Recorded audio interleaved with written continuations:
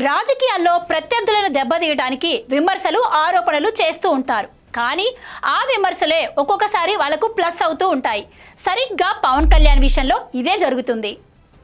గత 10 ఏళ్లుగా ఆయన్ను ప్యాకేజ్ స్టార్ అని, దత్తపుత్రుడని ఎన్ని విమర్శలు చేసినా అవి ఆయన ఇమేజ్ని పెంచాయే తప్ప తగ్గించలేదు.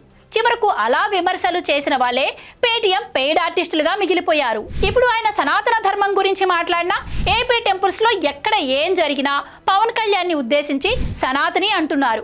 అసలు నిజంగా వీళ్ళు పవన్ కళ్యాణ్ని విమర్శిస్తున్నారా, లేదు అంటే సనాతన ధర్మాన్ని కించపరుస్తున్నారా అన్న డౌట్ వస్తుంది. కానీ ఇలాంటి విమర్శల వల్ల ఆయన గౌరవం పెరుగుతుందే తప్ప తగ్గలేదు.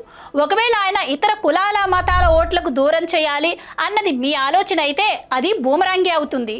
ఎందుకు అంటే కుల మతాలకు అతీతంగా ఆయనకు అభిమానులు ఉన్నారు. ఇలాంటి రాజకీయాలు చేయడం వల్ల పవన్ కళ్యాణ్ ఫ్యాన్స్ ఆయన వెనుక ఇంకా బలంగా నిలబడతారు. పవన్ కళ్యాణ్ ఎప్పుడూ కూడా తనది కాపుల పార్టీ అని గాని, కాపుల అభ్యున్నతే తన ఎజెండా అని చెప్పలేదు.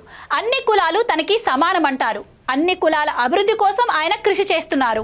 అందుకే అన్ని కుల మతాల వారు ఆయన్ని గౌరవిస్తారు. పైగా తనది రెల్లి కులమని చెప్తారు.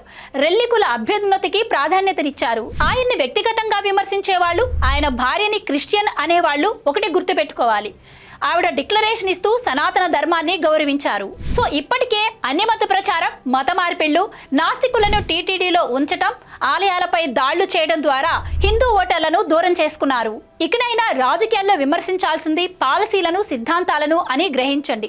ఇలా వ్యక్తిగత విషయాలను, లేదు అంటే మత విశ్వాసాలను కించపరుస్తూ మాట్లాడితే ఇది ఆయనపైన అభిమానాన్ని పెంచుతుందే తప్ప తగ్గించదు. అందుకే ఆయన ఈ విమర్శలను తిప్పికొట్టడం లేదు. ఎందుకంటే విమర్శించేవారే ఆయన రేంజ్ని పెంచుతున్నారు అని ఆయనకు తెలుసు. సో ఈ పాత విమర్శలను మానేసి కొత్తగా ఏమన్నా ట్రై చేయండి అబ్బా.